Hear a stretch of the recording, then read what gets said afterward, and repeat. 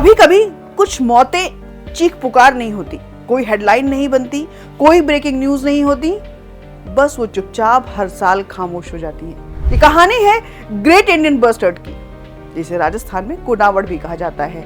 वहां का राज्य पक्षी है और IUCN की रेड डेटा लिस्ट में क्रिटिकली इंडेंजर्ड पक्षियों में शामिल है। गोडावड़ एक ऐसा पक्षी है जो जंगल में नहीं रहता।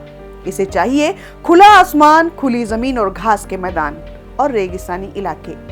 और ये मेनली राजस्थान के डेजर्ट नेशनल पार्क और आसपास के इलाकों में पाया जाता है। कुछ छुटपुट संख्या में गुजरात, महाराष्ट्र, कर्नाटक और आंध्र प्रदेश में भी मिलता है। दोस्तों, गोडावड़ एक भारी शरीर वाला पक्षी है जिसकी उड़ान नीची है और फ्रंटल विजन कमजोर है।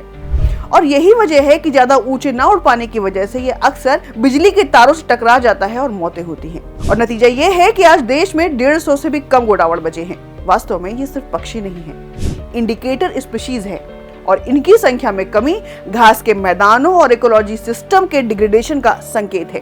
ह्यूमन एक्टिविटीज ने इनके अधिवास पर गंभीर असर डाला है।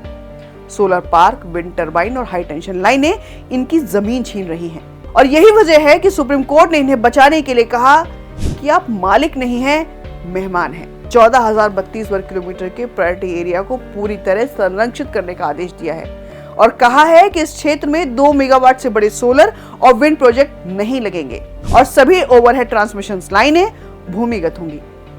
कोर्ट ने साफ कहा है कि ग्रीन एनर्जी जरूरी है, लेकिन किसी प्रजाति को मिटा कर नहीं। हालांकि सन 2018 से प्रोजेक्ट JIB के तहत जैसलमेर में कैप्टिव ब्रीडिंग सेंटर हैं, AI निगरानी सेंटर्स हैं, इंक्यूबेटर और सेंसर सिस्टम के जरिए नवजात गोडावड़ की जीवन दर बढ़ाई जा रही है।